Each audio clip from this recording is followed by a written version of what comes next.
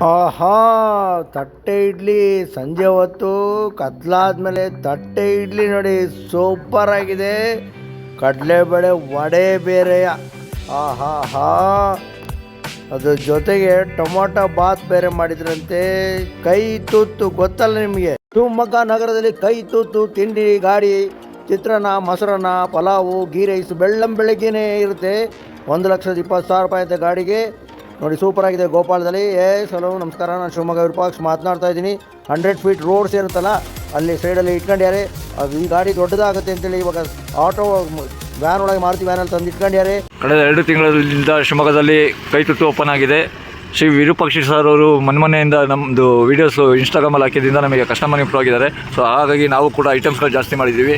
ಇಲ್ಲಿ ಎಲ್ಲ ಬಿಸಿ ಬಿಸಿ ಸಿಗುತ್ತೆ. ಟೊಮೊಟೊ ಬಾತ್ ಇದೆ, ಟೊಮೊಟೊ ಬಾತ್, ಬಿಸಿ ಪಡ್ಡು, ತಟ್ಟೆ ಇಡ್ಲಿ ಈವ್ನಿಂಗ್ ಟೈಮಲ್ಲಿ ಎಲ್ಲ ಸಿಗುತ್ತೆ. ಇದು ಇರುವ ಸ್ಥಳ DVG ಸರ್ಕಲ್, ಗೋಪಾಲ, ಶಿವಮೊಗ್ಗದಲ್ಲಿ.